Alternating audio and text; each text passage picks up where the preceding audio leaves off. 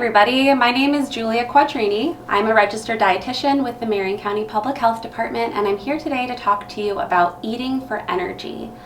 Now we all have busy days and we want to be able to do those days to the best of our ability and feel good.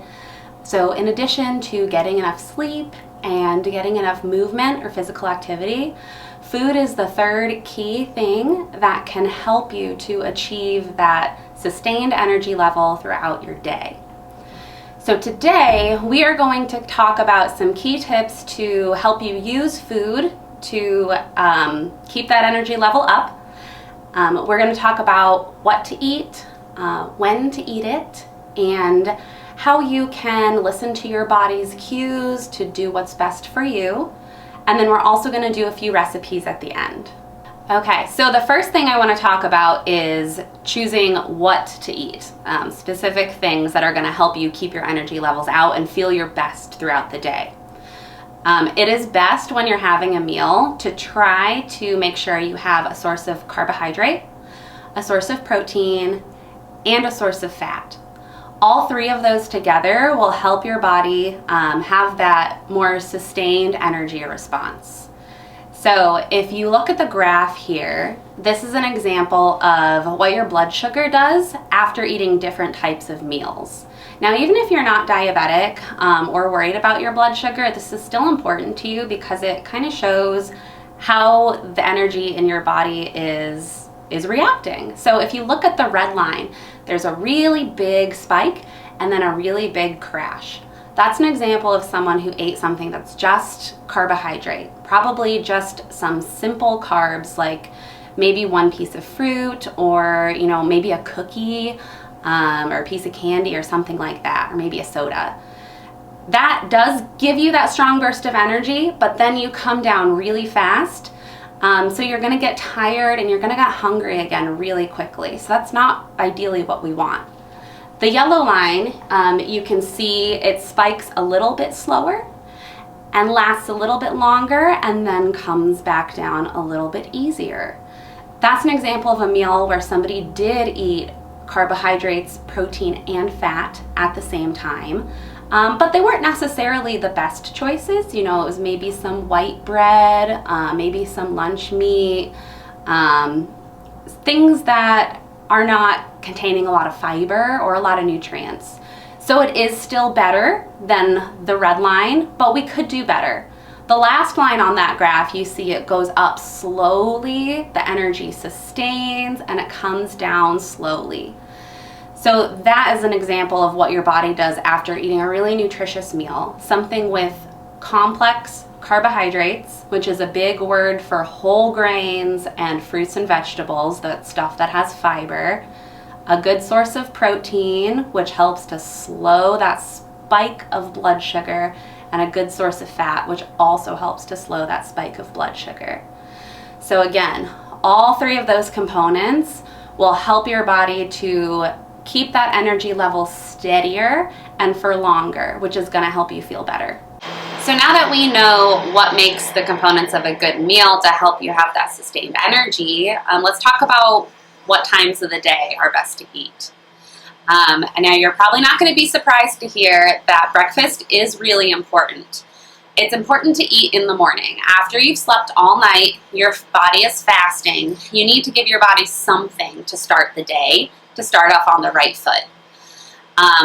The slide that you can see here gives an example of different types of breakfasts for ideas that are going to fuel you through 3 to 4 hours of your day before you need to eat again. And again, as you can see, all of them have a carbohydrate, a protein, and a fat.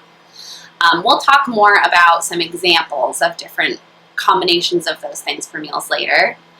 But in addition to breakfast, also just eating regularly throughout the day will again help to keep that energy up. The food is what fuels our body, so we do need to keep eating so we can keep going about our day. Typically, every 3 to 4 hours, you're going to want to eat something. So if you're a person who wakes up really early and eats breakfast at 7:30, you might need a snack before it's time for you to eat lunch. If you're somebody who eats a late breakfast, maybe you won't need a snack to get you through to lunch. But based on what you normally do for your lifestyle, you can take a look at when you normally eat your meals and see if you need some snacks in between there to carry you through. If you wait too long and let yourself get really hungry before your next meal or snack, it's going to be harder to make smart choices. When your body gets too hungry, it sends signals to your brain that says, hey, I need some fuel. And that's when we start craving things like sugar and fats. So your body's going to want to go for stuff like donuts or maybe the fried chicken. And it's going to be much harder to make those healthy choices. So it's important to plan your day out so that you do have something nutritious to eat regularly, so you don't ever get in that situation where you're too hungry to think straight. Lastly, we want to talk about making your day fit your schedule. So after you look at your day and you think when you need to eat based on when you're going to be able to have your meals, where you need to put in some snacks, you need to listen to your body. If you're somebody who maybe just can't tell when you're hungry anymore, I know I've had clients tell me that they just don't feel hunger, so it's hard for them to tell when they need to eat. Try just timing 3 to 4 hours between every time you eat and making sure you get a little something. That may help put your body back onto a schedule. You could also look for other signals that you're hungry. Maybe if you're feeling tired, if you're feeling angry, irritated, anxious, fatigued, or maybe just a little bit off, maybe that's your body's hunger signal and you just haven't picked up on it before. Try to eat something. So as you're going through your day, just check in with your body, think about what you've already had, and see if you need to eat a snack.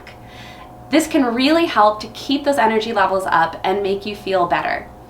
When we think about food, one of the first things we look at on the labels, it says calories. A calorie is just a measurement of energy. So we do need to eat. It's very important. All right, so for our first recipe today, we're going to make some chia pudding. This is a great example of a high protein breakfast that's really simple to make, and it also has a lot of healthy fats in it from the chia seeds. So in this bowl we have 2 cups of plain Greek yogurt, and we're going to add 1 cup of skim milk. We chose Greek yogurt because it has about twice the amount of protein as regular yogurt. You can use whatever you want, but if you're looking for a good protein boost in the morning, the Greek yogurt is a good idea. Now we're going to add our vanilla extract. This will give it some flavor. We're going to add 1 teaspoon today. Right in there. And we're also going to add some sweetener since our yogurt is plain yogurt. There's no added sugar in this. So today we're going to use maple syrup. Put 1 tablespoon. Again, you can use whichever kind of sweetener you enjoy. If you like honey better than maple syrup, go for that. Or agave or just regular brown sugar. It doesn't matter. But try to keep it to about 1 tablespoon. Now we are going to add our chia seeds. These little guys here are full of protein and omega-3 fats. This is a 1/4 cup of chia seeds that I'm just going to dump in. When you buy them at the store, they are dry and kind of hard like this. We're going to mix everything together with a whisk. And then we're going to let all of it sit in the refrigerator, either for a few hours or overnight. And as it sits, the chia seeds will expand and it will turn it into a type of pudding consistency.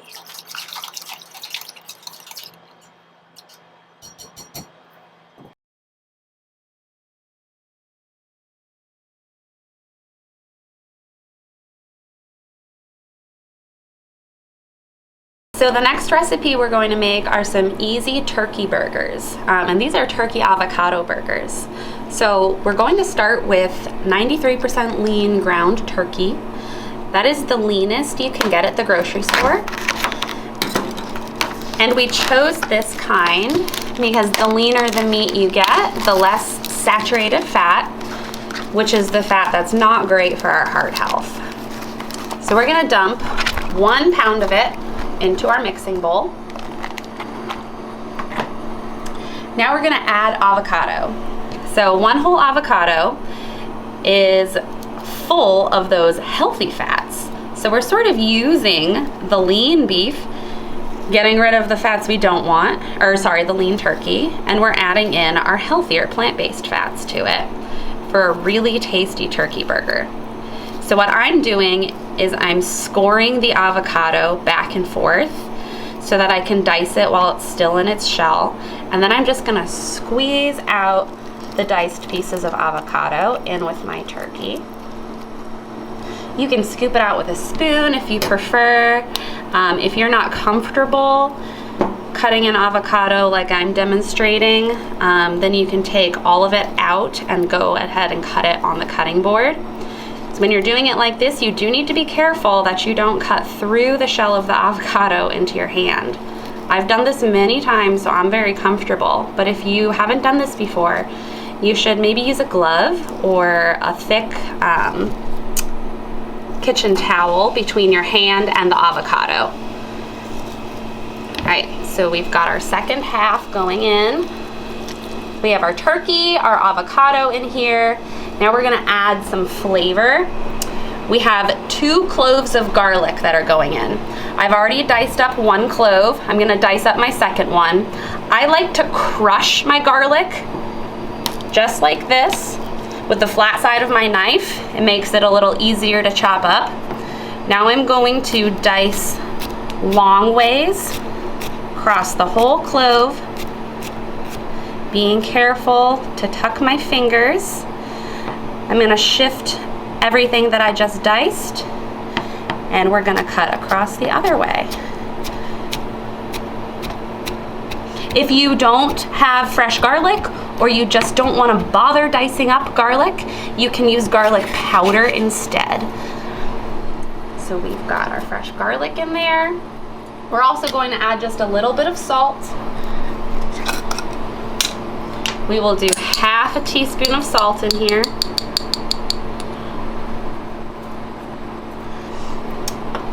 And lastly, we're going to add some breadcrumbs. Just plain old breadcrumbs or whatever kind you have at home. We'll do 1/3 cup right into our mixture. All right, and now we're going to mix everything together. You can use a spoon or a mixing fork if you want. I'm just going to use my hands. I think that's the best and most efficient way to do it. Get everything mixed together, and once it's mixed through, we're going to separate it out in half twice. So we're going to separate it into quarters and cook these as burgers. If you don't want burgers, you can roll them into little balls and cook them like meatballs. So we've got our 2 halves.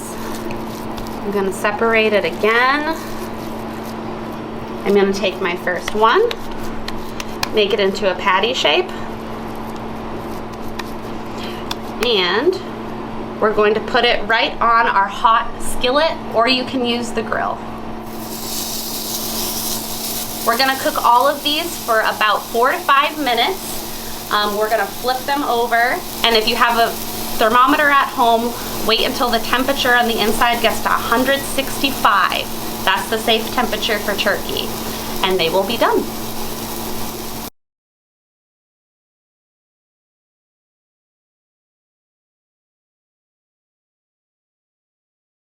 All right, so our turkey burgers have cooked for about 5 minutes on each side. We flip them over and they are ready.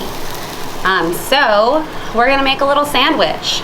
We've got our whole grain bread for our complex carbohydrates. Remember, we wanna go for whole grains, fruits and vegetables that have fiber. And just for fun, I'm gonna put a little red pepper hummus on my burger sandwich. So we're gonna spread that on there. You can put on whatever spread or seasonings that you like. And I'm gonna add some veggies to my meal so we can have every food group in there. So I'm gonna put on a nice big slice of tomato and some greens. I have spinach today. Put those on there. And we'll go ahead and grab one of our turkey burgers off of the griddle. Place it right on.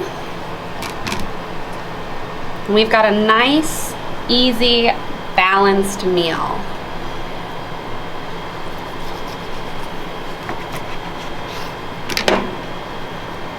And we can see how beautiful that looks on the inside. Now while we were waiting, our chia pudding also firmed up. This is what it looks like when it's all done after a couple hours or overnight. You can see the chia seeds expand and it makes the whole thing thick like pudding. I like to top mine with granola.